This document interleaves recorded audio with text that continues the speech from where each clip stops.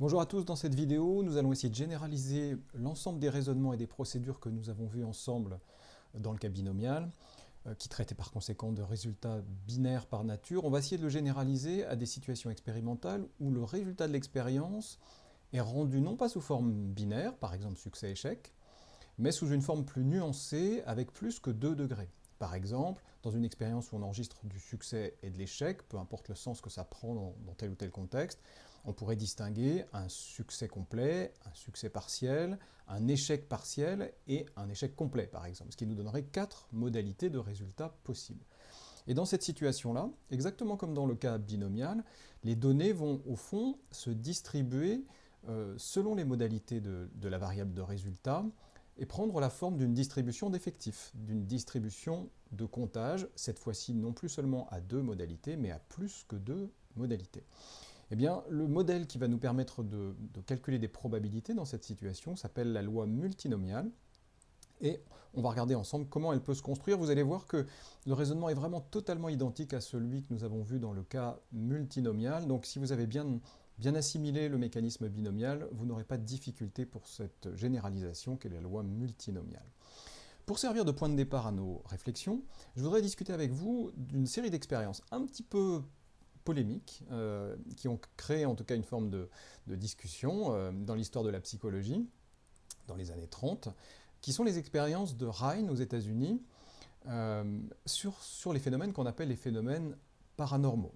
Vous savez, un certain nombre de gens dans l'histoire ont plaidé en faveur de phénomènes psychiques surprenants, que sont la lecture de pensée, ou la télépathie, ou la capacité d'influencer des objets matériels sans contact physique.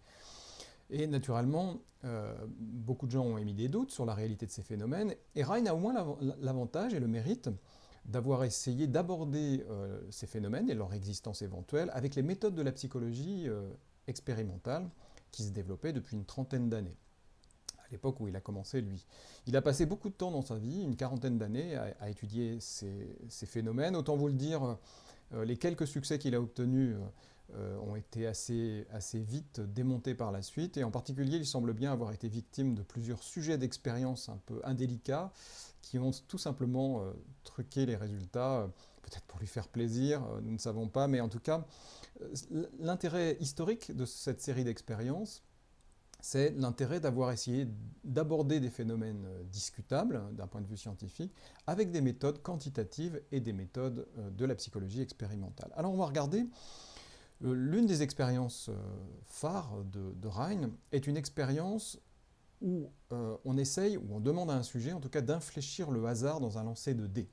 Vous avez sur la photographie ici une représentation réelle de ce type d'expérience où on voit une machine qui lance les dés et puis un sujet essaye d'influencer le résultat du lancer, par exemple pour faire apparaître la face 6, si c'est une consigne qu'on lui donne.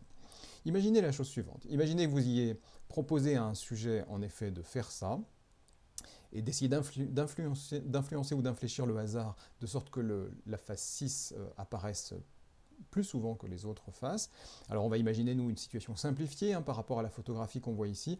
On va lancer un seul dé, on va faire lancer par la machine un seul dé. Et imaginez que les résultats obtenus soient les suivants. Ici vous avez sur la première ligne le nom des faces et juste en dessous le nombre d'apparitions de chacune des faces sur 18 lancés au total. Le 1 est apparu 2 fois, le 2 est apparu 2 fois, le 3 2 fois, le 4 3 fois, le 5 4 fois et le 6 5 fois. Et le sujet se déclare assez content du résultat. C'est-à-dire vous lui avez demandé de faire apparaître le 6 plus souvent, et en fréquence brute, c'est effectivement ce qui s'est produit. Et on peut avoir l'impression en effet qu'il y a là une plus grande importance des apparitions de la face 6 sur les autres faces. Lui, il est content, mais vous, est-ce que vous l'êtes ? Pour le savoir, il nous faut un repère, bien entendu. Il faut qu'on soit capable de dire ce que le hasard seul aurait pu produire, naturellement au prix de dire aussi ce qu'est le hasard pour nous, et on va y réfléchir, mais ici, ce qui nous intéresserait, ce serait de pouvoir calculer la probabilité de voir apparaître les 6 faces du dé selon cette distribution d'effectifs. 2, 2, 2, 3, 4, 5, si au fond, la seule chance est en jeu. S'il n'y a que du hasard, entre guillemets, cette expression est évidemment très ambiguë. Maintenant, vous êtes alerté sur ce point, mais on va préciser de quel modèle de hasard nous allons parler. Notre point de repère nécessaire pour pouvoir raisonner correctement dans cette situation-là, c'est d'être capable de dire avec quelle probabilité une telle configuration, une telle répartition, une telle distribution d'effectifs aurait pu émerger ou apparaître si, on va le dire comme ça pour l'instant, la seule chance est en jeu. Pourquoi c'est intéressant et important pour nous? Parce que ce qui va nous permettre de trancher entre des modèles différents, c'est la notion de vraisemblance. Vous l'avez compris, la notion de vraisemblance, qui vous est rappelée ici dans ce petit paragraphe, c'est la probabilité des données que nous avons. Donc ici, c'est cette série de comptages, 2, 2, 2, 3, 4, 5, dans les 6 catégories possibles de résultats. C'est la probabilité d'avoir cette configuration d'effectifs d'après un certain modèle. La vraisemblance, c'est ce qui nous permet de mesurer la qualité d'un modèle. Et on la mesure à travers cette probabilité des données que nous avons, sachant un certain type de modèle. Pour nos notations, je vous demande d'enregistrer tout de suite le fait que cette distribution d'effectifs, que plus généralement on notera N1, N2, N3, N4, N5 et N6, eh bien, va représenter pour nous un résultat, c'est-à-dire une distribution. Et pour pouvoir le manipuler de façon pratique dans le calcul, regardez bien, on va noter cet ensemble de comptages, N1, N2, N3, N4, N5 et N6, avec un seul et unique symbole, N, mais que nous écrivons en gras pour bien le distinguer d'un seul et unique nombre, bien entendu, comme ce qu'on pouvait avoir dans nos exercices binomiaux, par exemple. Donc ici, on va simplement noter en gras un ensemble de nombres. On dit en mathématiques un vecteur de nombres. Un vecteur, ça veut juste dire un groupe de nombres, et on l'écrit entre parenthèses ici pour bien symboliser ce vecteur d'effectifs que l'on écrit et désigne par un seul et unique symbole n écrit en gras, pour bien faire la différence, ou pour qu'on comprenne bien dans l'écriture qu'il s'agit d'un groupe de nombres et pas d'un nombre isolé. Alors essayons de raisonner avec cette symbolique, et en particulier, essayons de calculer la probabilité de se retrouver avec une certaine distribution n gras dans cette situation-là. De la même façon, dans l'écriture des probabilités, ici nous allons avoir 6 probabilités, une probabilité pour chaque face du dé, pi1, pi2, pi3, pi4, pi5 et pi6, et nous allons désigner par un seul et unique symbole, pi écrit en gras, la série complète ou l'ensemble complet, le vecteur complet des 6 probabilités pour chacun des événements possibles de cette expérience. Évidemment, ces 6 probabilités ne sont pas indépendantes les unes des autres, elles sont liées par une relation fonctionnelle, c'est que comme si vous ne tombez pas sur le 1, vous tombez nécessairement sur une autre face, ou si vous tombez sur le 6, nécessairement vous ne tombez pas sur les 5 autres faces, eh bien ça crée une relation entre les probabilités qui est que la somme de ces 6 probabilités doit nécessairement faire 1. Les différents événements types sont des classes disjointes de résultats, et elles constituent également une forme d'exhaustivité sur l'ensemble des possibles, c'est-à-dire quand on réunit ces 6 événements possibles, on a la totalité des résultats possibles dans cette expérience. Donc la somme des 6 probabilités fait nécessairement 1. Du coup, ça veut dire que dans toutes nos modélisations, dans cette situation, si on a dit quelque chose sur les 5 premières probabilités, alors ce qui s'en déduit sur la probabilité 6 est déjà établi et déjà fixé. En particulier, on peut dire que pi6, c'est 1 moins la somme des 5 autres probabilités. Et on pourrait dire ça de n'importe quelle probabilité. Pi1, c'est 1 moins la somme des 5 autres probabilités aussi. C'est vrai pour toute probabilité qu'on considère ici parmi les 6. Et vous notez que c'est exactement ce qu'on avait dans le cas binomial, sauf que dans le cas binomial, on n'avait que pi1 et pi2. Et comme pi1 plus pi2 faisait nécessairement 1, alors le pi2 dont on parlait, qui était souvent la probabilité d'échec, était nécessairement égal à 1 moins pi1.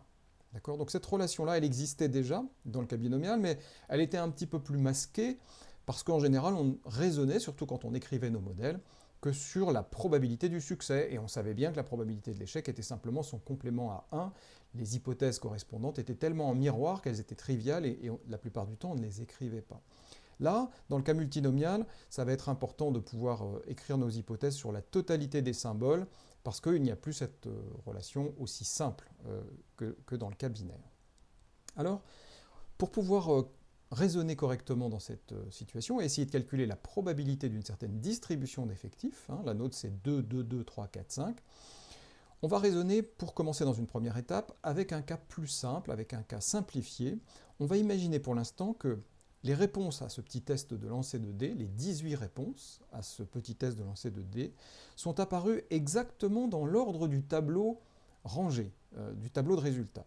C'est-à-dire, les deux faces 1 sont apparues en premier, puis ensuite on a eu les deux faces numéro 2, puis ensuite les deux faces numéro 3, et ainsi de suite. C'est évidemment ultra simplifié, il y a beaucoup d'autres manières de voir apparaître deux fois le 1 dans une série de 18 lancés, les deux faces 1 auraient pu apparaître en dernière position, ou en milieu de série, ou que sais-je. Mais pour l'instant, on simplifie notre raisonnement, et on imagine simplement que ces deux faces 1 sont apparues au tout début de la séquence. Puis sont venues les deux faces 2, et ainsi de suite. Ça va nous permettre d'établir déjà une première probabilité qu'on va généraliser par la suite. Donc on a, au fond, dans cette hypothèse simplifiée, une séquence de résultats qui est la suivante. 1, 1, 2, 2, nous parlons là des faces du dé, bien entendu, puis la phase 3, puis la phase 4, puis ensuite 3 fois la phase 4, et ainsi de suite. Et pour chacune ou chacun de ces événements, eh bien, nous avons une certaine probabilité qu'ils soient apparus à ce moment-là. La phase 1 est apparue en premier. Quelle était la probabilité que cela arrive? On l'a appelée pi 1. Pour l'instant, on décide d'ignorer le fait que nous n'avons pas de valeur numérique pour cette probabilité. On fait un raisonnement formel, on fait un raisonnement symbolique. D'accord? Le deuxième lancer a donné et fait apparaître la phase numéro 1 également. Et la probabilité que ça arrive était à nouveau de pi 1. Le troisième lancer a fait apparaître la phase 2, et la probabilité que ça arrive était de pi 2, c'est le nom que nous lui avons donné. Et au quatrième lancer, c'est à nouveau la phase 2 qui est apparue de probabilité pi 2, et ainsi de suite. Vous comprenez l'idée. Sur la deuxième ligne de ce tableau, nous notons les probabilités de voir apparaître chacune de ces catégories de résultats. Ok. Nous, ce qui nous intéresse, ça n'est pas tant les probabilités individuelles de chaque événement séparé. Ce qui nous intéresse, ce sont les probabilités, ou c'est la probabilité plus exactement, de la séquence complète de 18 événements. Et on sait comment calculer la probabilité conjointe de voir apparaître plusieurs événements en même temps, ici 18.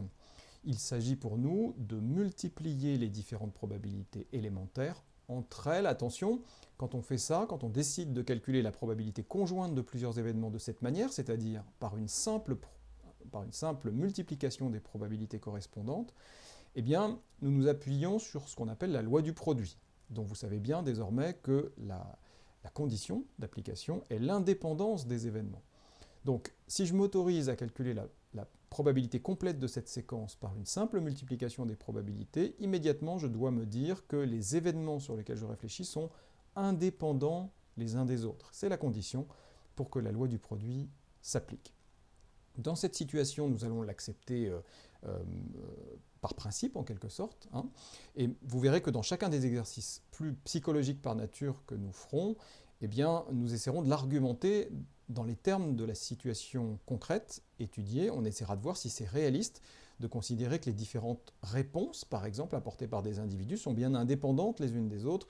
Donc ce n'est pas tellement une question statistique que cette question de l'indépendance, en tout cas quand on veut l'argumenter, c'est une condition statistique, mais quand on veut l'argumenter et l'accepter, c'est plutôt un raisonnement psychologique de situation qui nous permettra de l'affirmer. Imaginons que ce soit bien le cas ici et que le résultat du lancer soit bien indépendant. Le fait que j'ai obtenu le 1 au premier lancer n'a pas pu avoir d'incidence sur le fait d'obtenir le 1 au deuxième lancer, par exemple. C'est ce que ça veut dire. Eh bien, la probabilité complète de la séquence de 18 résultats ici va être obtenue donc en multipliant pi1 fois pi1 fois pi2 fois pi2 fois pi3 et ainsi de suite jusqu'au 18e événement observé. Quand on contracte un petit peu l'expression en question, pi1 fois pi1 par exemple c'est pi1 au carré, hein, pi1 puissance 2. Pareil pour toutes les autres répétitions d'événements. Vous voyez tout de suite que la probabilité complète de cette séquence peut être écrite de manière plus sobre et plus raccourcie en écrivant simplement pi1 puissance le nombre de fois où la phase 1 est apparue, c'est-à-dire 2 fois, multiplié par pi2 puissance le nombre de fois où la phase 2 est apparue, et ainsi de suite. On va obtenir une expression générique où chaque probabilité distinguée, pi1, pi2, pi3, pi4, pi5, pi6, pour chaque catégorie de résultats possibles, va être élevée à la puissance du nombre de fois où ce résultat est effectivement apparu dans la séquence. Donc, on retrouve bien une structure noyau, si je puis dire, qu'on avait déjà rencontrée dans la loi binomiale. Vous vous souvenez que dans la loi binomiale, on avait probabilité du succès, puissance le nombre de succès, multiplié par pi2, la probabilité de l'échec, puissance le nombre d'échecs, pi2 étant égal aussi à 1 moins pi1, et c'est plutôt sous cette forme qu'on écrivait les choses dans la loi binomiale.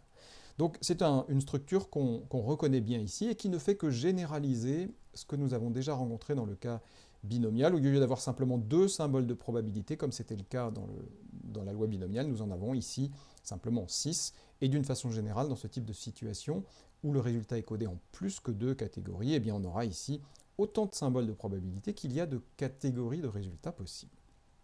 Alors, ça, c'est la première étape de notre raisonnement pour essayer de calculer la probabilité d'une certaine séquence de résultats, mais nous, ce qui va nous intéresser, c'est pas juste la probabilité d'une certaine séquence singulière, ici 1, 1, 2, 2, 3, 3, 4, 4, 4, et ainsi de suite, parce que cette séquence-là n'est qu'une des manières de parvenir à une distribution d'effectifs qui, à la fin, donne 2 fois le 1, 2 fois le 2, 2 fois le 3, et ainsi de suite. Nous, on aimerait calculer la probabilité d'une distribution complète, prenant en compte tous les scénarios possibles qui permettent d'y parvenir. Et vous êtes d'accord que les 2 faces 1 apparaissent au début n'est qu'une seule des manières de se retrouver avec 2 fois le 1. Les 2 faces 1 auraient très bien pu apparaître en fin de séquence de résultats. Donc, dans une deuxième étape, maintenant, ce que nous allons regarder ensemble, c'est combien y a-t-il de manières de se retrouver avec 2 fois le 1, 2 fois le 2, 2 fois le 3, etc., quelle que soit leur position dans la séquence de résultats. Et là, il faut qu'on refasse un petit peu de combinatoire. Vous avez étudié ça dans d'autres contextes, en licence 2. Il faut qu'on refasse un petit peu de combinatoire et qu'on voit ensemble comment on peut compter le nombre de manières qu'il y a de se retrouver avec cette distribution particulière 2, 2, 2, 3, 4 et 5. Cette fois-ci, en imaginant plus simplement que la phase 1 apparaît au début, puis ensuite le 2, puis ensuite les 3, et ainsi de suite, mais en imaginant tous les ordres possibles sur cette séquence de résultats. Commençons par la phase 1. La phase 1, elle est apparue 2 fois. Combien y a-t-il de manières, sur un ensemble de 18 résultats observés, combien y a-t-il de manières d'en trouver 2 qui vont se trouver rangés dans la catégorie de résultats phase 1 ? Au fond, sur 18 lancés, il y a ces 18 manières d'y arriver. Ces 18 manières, c'est-à-dire un calcul de combinaison, nombre de manières qu'il y a parmi 18 lancés, d'en prendre 2 et d'aller les ranger dans la boîte numéro 1, dans la boîte des résultats numéro 1. Ensuite, si on s'intéresse au nombre de manières qu'il y a d'avoir 2 fois le 2, eh bien on va compter combien il y a de manières d'aller prendre, alors attention, non plus dans 18 résultats possibles, parce qu'il y en a déjà 2 que nous avons rangés dans la première catégorie de résultats, mais dans les 16 qui restent, une fois les 2 premiers rangés dans la catégorie 1, eh bien il me reste 16 résultats observés dans la séquence, et c'est parmi ces 16 que je vais regarder combien il y a de manières d'aller en prendre 2, quelle que soit leur position dans la séquence, et d'aller les ranger cette fois-ci dans la catégorie numéro 2 de résultats. Et ainsi de suite de proche en proche, vous comprenez la logique. En procédant à ces calculs combinatoires, catégorie de résultats par catégorie de résultats, et à chaque fois en prenant un total qui a soustrait le nombre d'événements précédemment déjà classés, eh bien on calcule et on obtient des combinaisons qui vont nous indiquer combien il y a de manières de se retrouver avec telle catégorie de résultats, en prenant en compte ceux qui sont déjà classés. Au final, quand on aura fait ça catégorie de résultats par catégorie de résultats, le nombre complet de manières qu'il y a de se retrouver avec cette distribution complète, donc pas seulement le 2 isolément, pas seulement le 2 ici isolément et ainsi de suite, mais bien la totalité de la distribution ici sur cette deuxième ligne. Pour pouvoir l'obtenir, je vais devoir multiplier entre elles, c'est un autre usage de la loi du produit, toutes ces combinaisons que nous avons ici. Alors ça va vous donner un nombre assez énorme. On a l'habitude de le noter de cette manière-là, ce nombre de manières qu'il y a parmi 18 événements, de les répartir dans 6 catégories de résultats, de telle sorte qu'il y en ait 2 ici, 2, 2, 3, 4 et 5 là. C'est ce qu'on appelle une combinaison multiple. D'accord ? Ça généralise. Le cas simple ici où on n'a qu'une seule catégorie de résultats. La combinaison multiple dénombre le nombre de manières qu'il y a de répartir un certain nombre d'essais ou d'observations dans plus que une et même plus que 2 catégories de résultats. On multiplie entre elles toutes ces combinaisons et on trouve ce nombre absolument gigantesque de 46 milliards 313 467 200 manières de se retrouver ainsi quand on observe 18 résultats dans 6 catégories possibles, et bien d'en avoir 2, 2, 2, 3, 4 et 5 respectivement dans les 6 catégories de résultats distingués ici. Pour obtenir automatiquement ce résultat, vous pouvez très facilement vous rendre sur la page des calculateurs qui se trouve ici. Et dans cette page de calculateur, à la rubrique combinatoire, ici, vous pouvez en effet calculer des combinaisons et des permutations également, mais là c'est plutôt la combinaison qui nous intéresse. On saisit simplement l'effectif total. Ici on a 18 observations au total. Et puis dans la catégorie effectif de groupe, on indique combien on a d'observations pour chacune des catégories de résultats distingués. Donc nous, c'est 2, 2, 2, 3, 4 et 5. Et quand vous tapez sur la touche Entrée, vous obtenez ce résultat ici de 46 milliards et quelques que nous avons déjà rencontré tout à l'heure. Donc ce calculateur peut être utilisé autant d'ailleurs pour calculer des combinaisons multiples que des combinaisons simples. Par exemple, dans la première catégorie de résultats, C18,2, par exemple, eh bien, ça donne 153. 153, c'est la valeur de la première combinaison. Ici, C18,2. On peut faire à la main, si on le souhaite, les différentes combinaisons et les multiplier entre elles, mais naturellement, c'est beaucoup plus simple, le calculateur est fait pour ça, de saisir directement l'ensemble des effectifs de groupe, comme je viens de vous le montrer. En résumé, la probabilité totale de notre distribution, 2, 2, 2, 3, 4, 5, c'est quoi? C'est le produit de deux morceaux. Premier morceau, qu'on va appeler le noyau de la distribution. Ce noyau ici calcule la probabilité d'une séquence quelconque de résultats nous donnant cette distribution. L'une d'entre elles, peu importe laquelle, aura toujours pour probabilité pi 1 puissance 2, pi 2 puissance 2, pi 3 puissance 2, pi 4 puissance 3, pi 5 puissance 4, pi 6 puissance 5. Mais ça, c'est une des manières d'arriver à cette distribution 2, 2, 2, 3, 4, 5. Comme il y en a 46 milliards, il faut que cette probabilité élémentaire d'une séquence soit multipliée par les 46 milliards de séquences équivalentes qui ont toutes la même probabilité.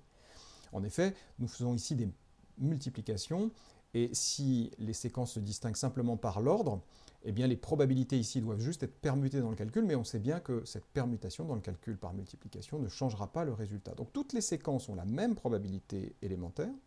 Par contre, comme il y en a 46 milliards, il faut que nous les prenions toutes en compte. Donc cette probabilité élémentaire multipliée par 46 milliards va nous donner la probabilité complète d'avoir cette distribution d'effectifs n ici écrite en gras, complète, sachant les valeurs que nous voudrons bien donner aux différents paramètres de probabilité qui sont ici, ça va dépendre du contexte singulier que nous allons traiter, eh bien cette expression complète ici que vous avez là va effectivement calculer la probabilité d'une distribution particulière, tout scénario envisagé pris en compte.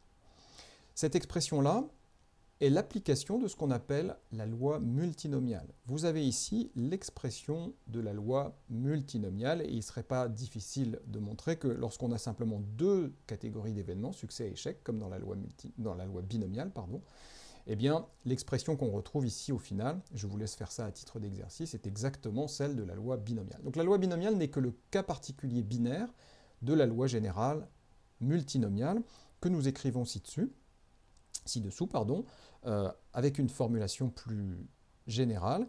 Vous la voyez écrite ici, la probabilité d'une certaine distribution d'effectifs, faites bien attention, c'est écrit en gras ici, le n, pour un certain jeu de paramètres de probabilité pi, écrit en gras également, il y en a 6 pour nous dans notre exemple, c'est le nombre de manières qu'il y a d'arriver à cette distribution, de manière combinatoire, multiplié par la probabilité complète de l'une ou l'autre quelconque des séquences qui mènent à cette distribution. Et c'est ça qu'on appelle la loi multinomiale. Faites bien attention, pour pouvoir l'utiliser cette loi multinomiale, vous devez garder en tête deux implicites, deux hypothèses structurantes, deux hypothèses nécessaires que nous avons dû faire dans ce calcul rapidement esquissé ici. C'est que premièrement, pour pouvoir écrire les choses sous la forme d'un produit de probabilité, nous avons dû invoquer l'indépendance des résultats. Je dois avoir des raisons sérieuses de penser que quand je tombe sur le 1 à un lancer donné, ça n'a pas d'influence sur les résultats au lancer suivant. Ici, ça n'est pas très difficile à affirmer.